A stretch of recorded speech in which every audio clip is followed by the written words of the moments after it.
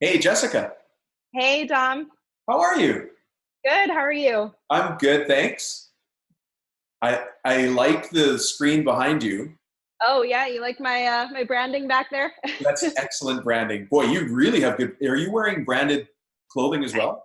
I've got a sweatshirt. I got a jacket. Yeah, I'm fully stacked here. So, That's fantastic. For people who are listening from the or watching, I guess, from the United States, because people will be watching this as a video and then listening as an audio. Um, the people in the States are going to wonder what that thing on your head is called. What's the hat you're well, wearing? in Canada we call it a toque. A toque. A Okay. toque. Yeah, I have a few of them at home, so kind of Yeah. important for cold weather. And in the States, I guess they call it a beanie.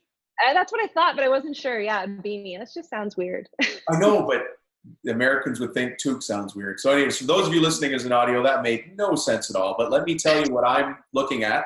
We've got Jessica Bilmer from Kitchen Makeovers with us today on the podcast. A very special guest because we know each other from another venture she was in the past, which we probably won't get into too much today. But Jessica's joining us because she's an expert in her industry, which we'll talk about. And she's got great branding on. She's got branded clothing, branded look, branded background. I just love it. Thank you.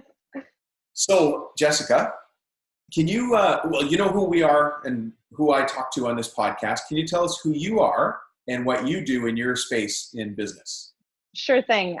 So my name is Jessica Bilmer, and I'm one of three owners of Kitchen Makeovers. The other owner is Tanya Bilmer, who happens to be my mother. And then the third owner is my significant other, Jonathan Alvernaz. And Kitchen Makeovers is a specialist in cabinet refinishing and refacing. Wow. So we got a family business. We've We got do. tight, close relationships. Oh, wow. Yeah, it's a challenge, but it's also very rewarding. Yeah, of course. And you guys have made a great name for yourselves. You operate in Vancouver, Canada, right? That's right. Yeah. So we are operating anywhere from, anywhere from Whistler all the way out to Chilliwack. We'll go. Very different markets, Whistler to Chilliwack. Yep, it is. So some people might not be familiar with refacing and refinishing. Can you give us just a second on what that is? Sure. Yeah. So, your audience which probably does know the difference between refinishing and refacing, but we often find with our customers, which are homeowners generally, they don't even know refinishing is an option. And in the most basic terms, it's cabinet painting. So we're Mm. working with your existing cabinets, the doors and the drawers and the frame to make them look new again. For us, it's about a 4-day process in the customer's house. So we take the doors and the drawers away. We sand and clean them, spray them in our shop in our spray booth, primed, and then with a industrial wood finish in the color of your Mm. choice. And then we come into your home and do the same thing to the frame in place. So we're basically turning it into a miniature spray booth for about a day and a half. Oh, yeah. Everything's being covered. The walls, the floor, ceiling, appliances, backsplash, everything that's not being sprayed is being covered. And then we tear that all out, rehang the doors and drawers, update the hardware, so the handles and the hinges, and you have a new look in about 4 days. Pretty cool. Yeah, it's a quick turnaround. And then refacing, the difference with that is that we're getting new door and drawer faces, but doing the same process with the refinishing in our shop for the doors and drawers, and then the frame on site.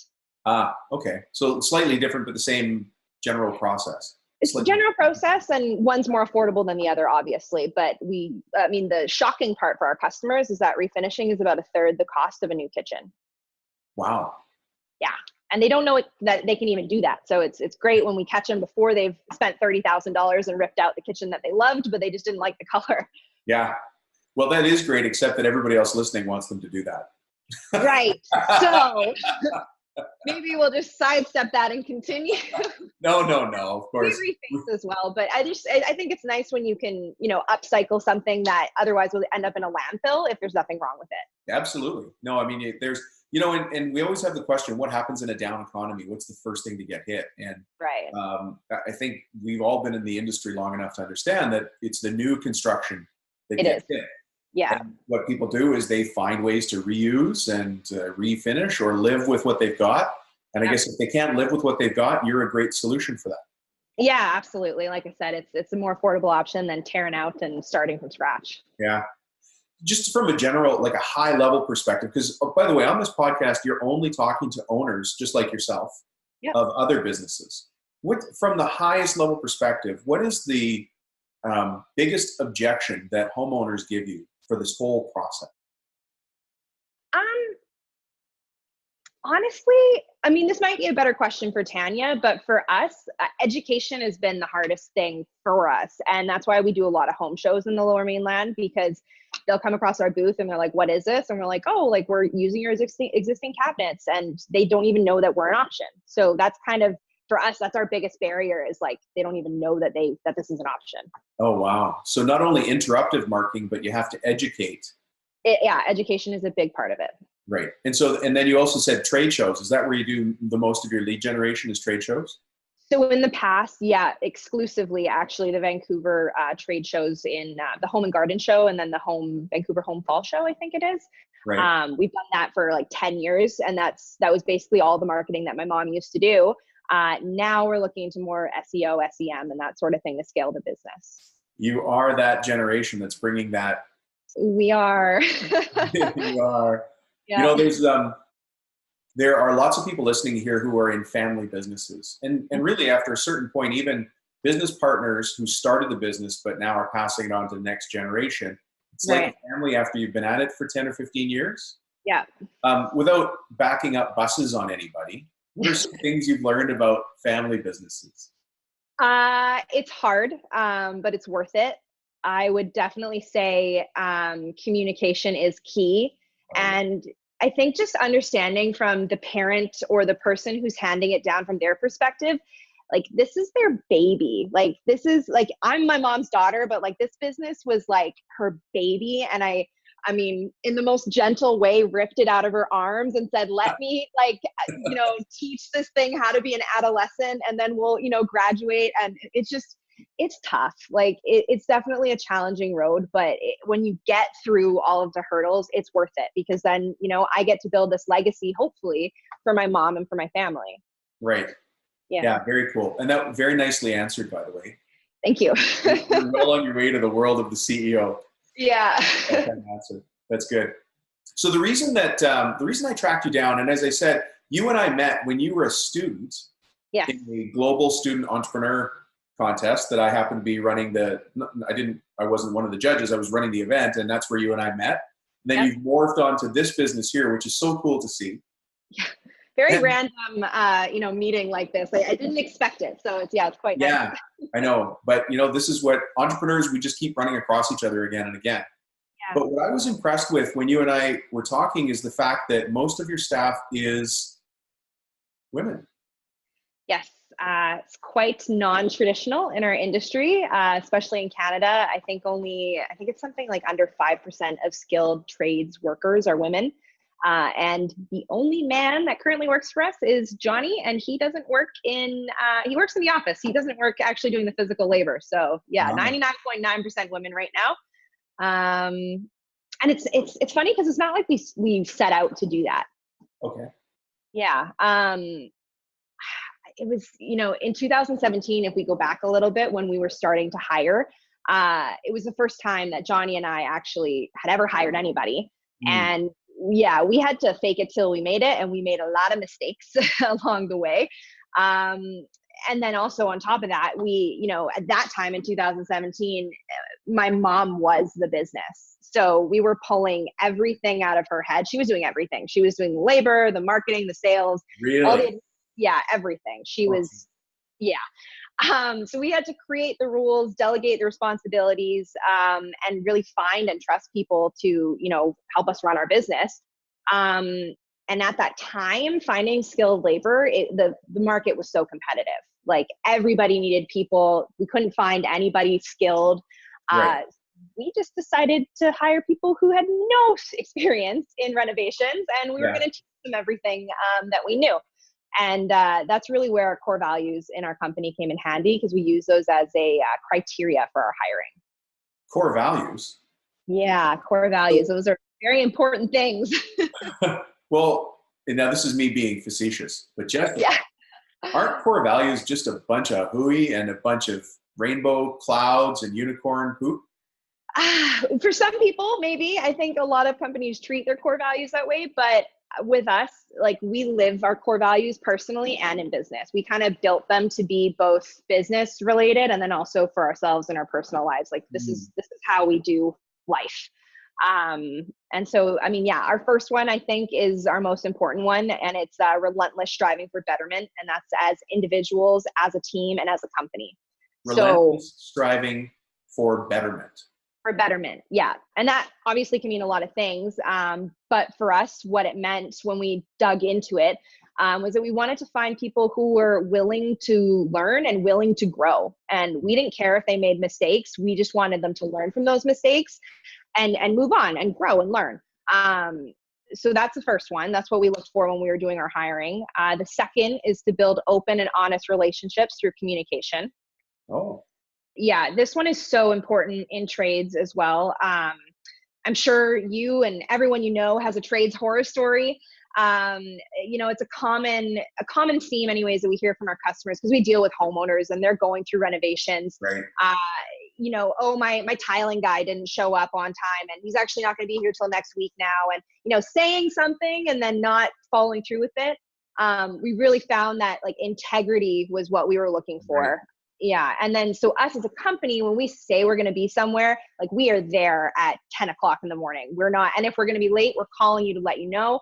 And then we're following our schedule and following through what we say we're going to do. I'll bet you that hits harder than you probably think with home. Honestly, yeah, we were like flabbergasted is the word. Like we really just couldn't believe how many customers were saying to us, thank you for showing up and being on time and actually finishing when you said you were going to finish. Yeah. Yeah. And I mean, that segues perfectly into our wow our customer every step of the way, which is our third core value. So, sorry, your third one is to wow our customers every step of the way? That's right. Yeah. And we kind of say that because what we do is really a team effort. Like from the day we pull the doors and bring them back to the shop, that information isn't correct and we're spraying the kitchen, 2 different colors and the colors are off. Like it just falls all the way down the line. Right. And so we need to hire people that are willing to be part of a team and are willing to admit when they've made a mistake and then, learn and grow from it, which circles back to our first core value. So, you know what I've noticed in your conversation is that you move very easily between talking about customer value and hiring, because we're talking about hiring, but you also talked about how those core values impact, it's not just internal, it's what our customers see and how they, interact with your company. Yeah. And, I think because we can't just hire like anybody, like Joe Blow off the street who knows how to spray with a spray gun. And that's what we were trying to do. And I'm really grateful that actually the market was that competitive and we couldn't even compete with the wages because we actually had to find good people and then train them and give them the skill that they need to do the job. But it was about the person first. Right. So I'm really grateful for that. And, at the end of the day, like, our biggest driver of our business and our revenue is word of mouth marketing. It's friends and family referrals. Like that was 35% of the business we did last year. Wow. Yeah. And for people who think that's not a significant number, take whatever number you hit last year and be off it. Be off by 35%. That's hundreds of thousands of dollars. Yeah. So 35% of your business came from like your dollar value or 35% of your unit sales? Like our total revenue, like the jobs, customers referring us to a family member or a friend. Even like we got our vans wrapped last year, and just having that, someone in my building is trusting Kitchen Makeovers to come in and reface or refinish their kitchen. Okay, I'm going to call them now. It's basically a done deal. Yeah. Yeah. Well, geez, I suppose in a building as well, you guys are much quieter than the other options. Yeah. And we're quicker too. So it's, it's about 4 days in your home or, 4 days in your home across 7 to 10 days is basically our start to finish time. Yeah. Well, so there's some significant there. You've got some advantages there in your marketing that my cabinet maker listeners are rolling their eyes at right now. I'm so sorry. No, that's okay. They're out there doing what they do. And, there's a market niche for everybody, exactly. Yeah. There's so much business to be had, which goes back to one of the things you brought up, which is contractors not showing up on time. Yeah. And, from a homeowner's perspective, because I'm a homeowner too, I was trying to get somebody to do some yard cleanup, like landscape work. Not hard. I just can't get to it. Yeah. And when I finally got somebody to show up, I didn't want to say, you got the job. And I also didn't want to be all over him. Like, can I make you a sandwich? You want some coffee? Like, thank God you're here.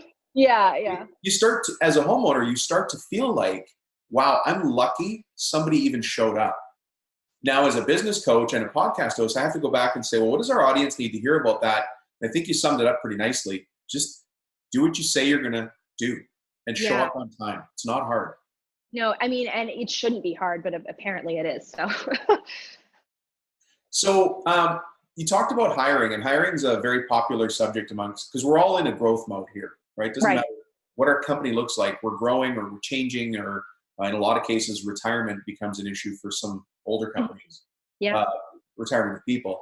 What did you learn about in the hiring process that you've put in place that you wish you'd known before? What I wish I'd known before. You know, I don't know if this is the answer you're looking for, but we actually recently just had to let somebody go. And that was a huge learning experience for us, because this person, you know, they didn't fall into our core values. When we came down to it and we looked back, we're like, we shouldn't have hired this person. And now we have to do a really hard thing and let them go because they're not that team. They're not there to be a part of a team, and they weren't willing to learn and they weren't willing to grow. So now, like, my questionnaire for hiring is very centered and very specifically looking for very key answers around teamwork, because I don't want to have to fire somebody. Like, it's not Especially a fun in a small crew, right? Yeah, it affects everybody. It really, it's not fun. No, it's not a good feeling for us as owners. And too often I think employees think that owners like ourselves take it easily, just fire people, but it's hard, and it has an impact on ourselves. And yeah, I mean, I was going to say, I'm invested in the people that I employ, and I just to do that is not an easy thing to do. And, it's part of life. And I know that it was the right thing for the team. And I know it was the right thing for this individual as well, because it wasn't the right fit for them, and they're going to go on and find something better, but it's not fun. So my hiring has definitely changed since that happened. So maybe you can do something here to help listeners who are in a situation where they know they've got to let somebody go, but they haven't. We'll just say they haven't gotten around to it yet. Yeah. So I'll ask you the question, and maybe we can learn from your experience. Now that you've let this person go, what have the other people on the floor said to you? Yeah, and I mean, everybody said it should have happened a long time ago. Yeah, it was getting to the point that it was hurting the team because this person wasn't learning from their mistakes and they weren't taking responsibility for it. Yeah. Now you're in a tough labor market right now in Vancouver, aren't you? Yeah, it's yeah. Hey, how long do you think it'll take to refill that position? You know what? Now that we have our hiring practices kind of ironed out, I don't think it'll take that long because we have our training program in place for this spot. And to that person's credit, they did help us, iron out the details of that. But I don't think it'll be too hard now that we've got that figured out. How do you find your level of, because you take unskilled people and you skill them? Is that what I heard you say? That is basically it. Yeah. I mean, to give you an example, the employee I was talking about before, whose wage is, she started at her entry level and now she's a full-time spray technician. She had never held a drill before we hired her. And she's come a long way. So yeah, I mean, we teach them everything that they know and know how to do in the company. So you guys have a spray booth on site there? We have one in our shop. Yes. Yeah. And then you also tape off, you plastic drape, tape, and spray in their house as well. Yeah, that's right. So like I said before, we're turning your kitchen into a miniature spray booth for about a day and a half. We often liken it to wrapping your frame like a Christmas present, and everything that isn't being sprayed is covered in paper, tape, and plastic. Wow. That has its own training as well from the customer service side, because you're in somebody's house with their kids and their dog and their cat that wants to see what you're doing. Yeah. Yeah. So this might seem like a weird question, But how do you deal with things like cats and dogs? Not a weird question, actually super important because the homeowners care about their pets, their family members. So for us, on the first day that we actually get into the house, we find out if you have pets, if they're allowed inside or outside. And then it's really just a perk of the job for my prep technicians when they go and they're prepping the kitchen. They get to hang out with a adorable animal for their day of work. I could just see them spraying something in the kitchen, and against the plastic, the cat is batting away and doing Yeah. Well, actually, that's funny with the plastic. Sometimes we do have to wait until spray day to put that down because cats can really make a mess they can shred some plastic very fast. Yeah. Yeah. Well, I've got stories about dogs and painting homes that I can't share on the podcast, but they're funny and tragic at the same time. Oh dear. Yeah. So, in your hiring process, tell us a little bit about it. You're looking for entry-level people. So you place the ads in, I guess, all the usual suspects, but just for the sake of it, can you tell us where you place those ads? Yeah, we use Indeed pretty much exclusively. Oh, okay. So that's an online search portal. And then do you talk about your values in the ad? Yes. Yeah. In our job criteria, we actually do have our core values posted. Neat. And so you think that brings you a better quality of person? From where we started with our hiring, yes, absolutely. Yeah. I could see the temptation to post an ad that said spray technician wanted, must have experience. Yeah. And, that's what a lot of our competitors do. They require pretty much 3 years experience starting, whereas we're like, come on in, let's talk, let's get to know you. And then if we like you, I want to know that I can see you every day and we're going to have a good conversation and we're both going to enjoy our work. Right. Yeah. Right. And so you're looking for people who are, what are some of the skill sets that you need in that position? Aside from the culture, so the culture fit, then what are some of the skill sets? And then I'm going to come back to culture again. Okay. So what are some of those skills you're looking for in a raw person? Again, teamwork is number one. But skills, I would say customer service is important. And like I did mention before, a lot of the women that we have hired, they've come from grocery stores, fast food. So they kind of learned, it's what people say about McDonald's when that's your first job. Like they teach you what you need to know with customer service, how to deal with customers. But it's on an even more intimate level because we're stepping into customers' homes and they have to trust us a lot. They have to trust us immensely to be in their home for that 4-day process. Right. Especially while they're not there. Yeah. I mean, depending on the homeowner, they'll be home for part of it, but on spray day, we definitely say, go for a walk for a few hours while we do this. So you don't find yourself dizzy. Exactly. Yeah. Yeah. Okay. So an interview question for you, and you may not want to share this, but I hope you don't mind. I'll ask anyways, and then you can either answer it or skirt the issue. Okay. But when you're hiring for attitude, and you seem very clear on what your company's values are. Mm-hmm. So one of your values is open and honest relationship through communications. Yep. So is there a question or set of questions you ask to figure out if the person you're interviewing is already open and honest through better relationship and communications? Yeah. So it's each interview is actually, it's different depending on what this person has sent me in their resume. So I'm going over, if they send me a cover letter too, that's an awesome bonus. But if I'm going through their resume and I'm seeing where they've worked and who they've worked for and who their references are, I'm crafting those questions based on, what I think their job responsibilities might have been in those roles. Okay. So you customize each interview. And you really, you invest the time in these people before they even start.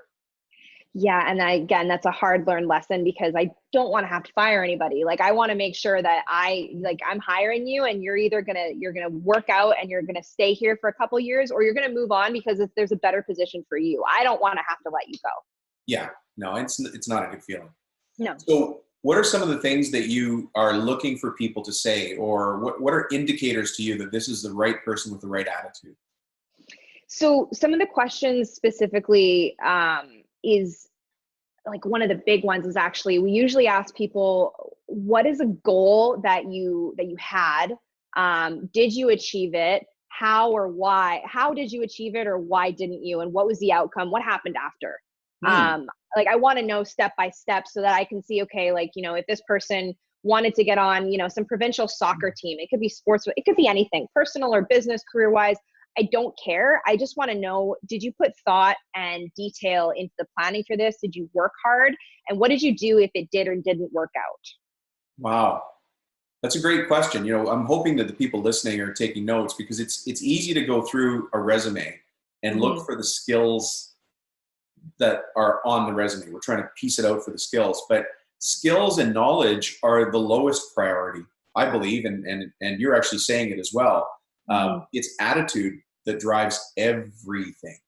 Yeah, and especially in our job, it can be stressful. And I need to know that if you've set out to, get X amount done today, but it didn't happen and you've got to go back to this job site tomorrow and deal with a problem, are you going to be able to manage that stress? And are we going to be able to pull this off together as a team and make that homeowner happy at the end of the day? Right. Yeah. Wow. So it sounds like you're a company that's really focused on systems and systemizing things. Is that, oh, look at the big smile on your face. Yes, standard operating procedures are our Bible, and that is Johnny's domain 100%.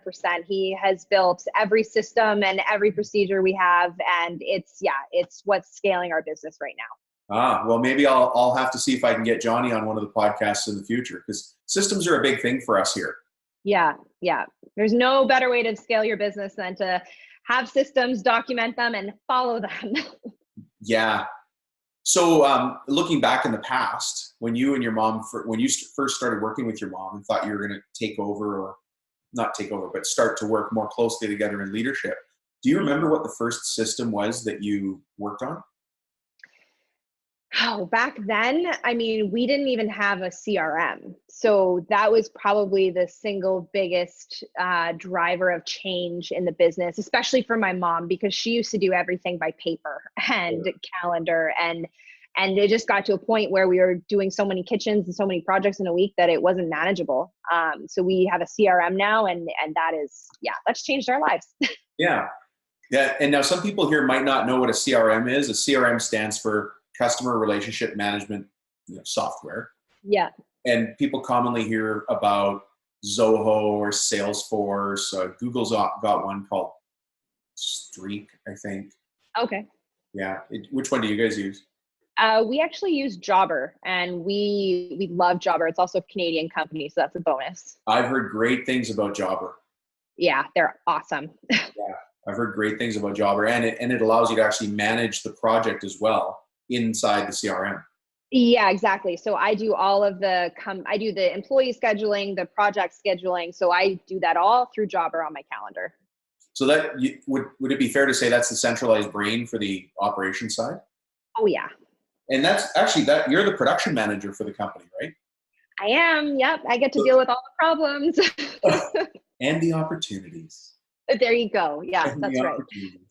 Cool. Well, that's actually a neat little tidbit, because that holds together a lot of things. Now, even for the architectural mill workers, the companies that are building big projects, they shy away from having a CRM sometimes. But the benefit of a CRM is the more a company uses it, the more valuable it becomes, because it just stores so much little pieces of data that we can look back on later to help us close a deal or fix a problem. Oh, exactly. And that, you took the words out of my mouth. Like, if we have a call back on a job and I need a color match for something for touch-ups because we have a 3-year warranty, I can pull it up in Jobber in 3 seconds. Whereas if I had to go back into my mom's files from 2 years ago, I'm going to cry myself to sleep that night. Yeah. Which book did you put it in? Yeah, exactly. It's not there. Yeah. Well, that being said, I hope the takeaway message for all of us here is systems.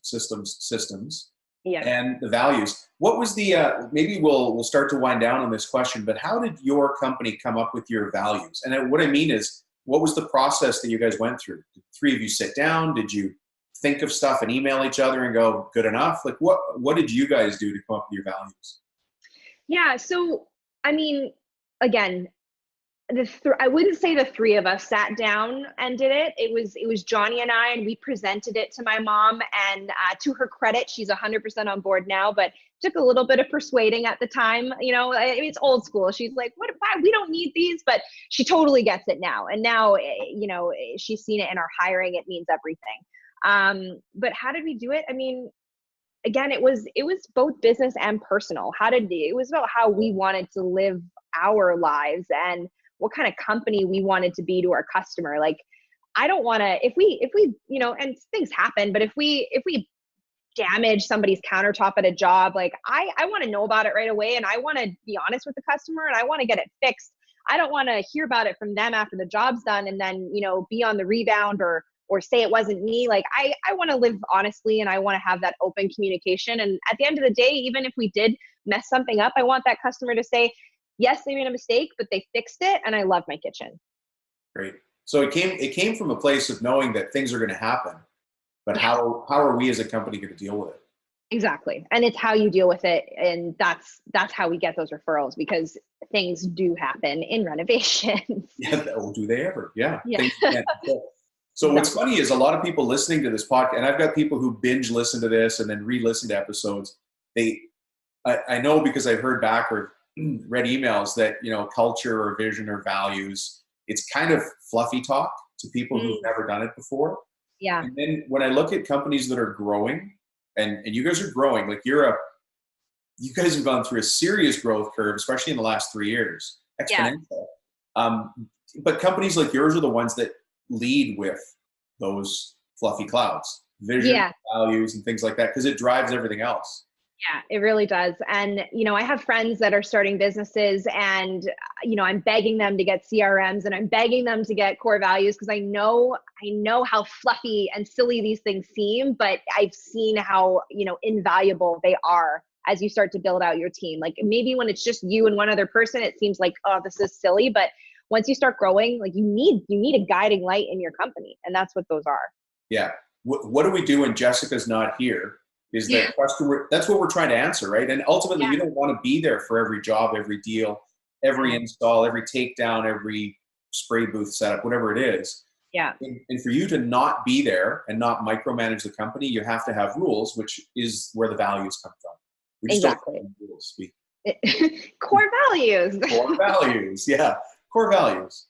Yeah. I guess it also makes it easier to make that tough decision when you found out this person no longer fit your team. It's not just pulling it out of the sky and saying, I don't like him or her anymore. You can look at it and make a decision with your team and say, look, this person doesn't meet the core values. It's time for a change. Yeah, exactly. And again, it was a hard thing to do, but ultimately it's better for the team because they knew it and it's going to be better for that person in the long run as well. So yeah. Wow. There is just a wealth of information, especially because I met you 3 years ago now. Yeah, roughly. Roughly, when you were running that student business, which doing fantastically well as well. So you've been at business now. You've probably lived more lives in business than most people have. Yeah, it's funny because I went to school for kinesiology at UBC. So how's that going for you? Oh, great! I go to the gym like every day. Very valuable. Jessica, I'm an archaeologist. Oh, cool. Yeah, nothing to do at all with business coaching, entrepreneurship, or trades. Nothing at all. But it's funny. I used to say that was my biggest fear was to go to university and then not use my degree. But I still encourage people to go to university. It's the experience and what you do with it. And it doesn't need to be, your job for life. Yeah. It's not what you've got. It's what you do with what you've got. Yeah. Right? Perfectly said. That's how I've gotten through life explaining my archaeology degree. Hey, if people listening or watching the show want to get in touch with you, how do we do that? So if they want to learn more about Kitchen Makeovers, they can go to www.kitchenmakeovers with an S on the end.ca. If they want to get in touch with me, it's jessica@kitchenmakeovers.ca. Excellent. Great. What will we find if we go to your website? A lot of pretty pictures, job request forms, before and afters. I would say too, if you check out our social media, that's a great wealth of all the jobs we've done in the past. So yeah, I would imagine your social media is pretty leading edge. So for anybody listening who wants to see how social media is done well, go check out Jessica's site. Well, Jessica, thank you so much for joining us here today on Cabinet Maker Profit System. I appreciate having you. Thanks everybody for listening. We'll talk to you all soon.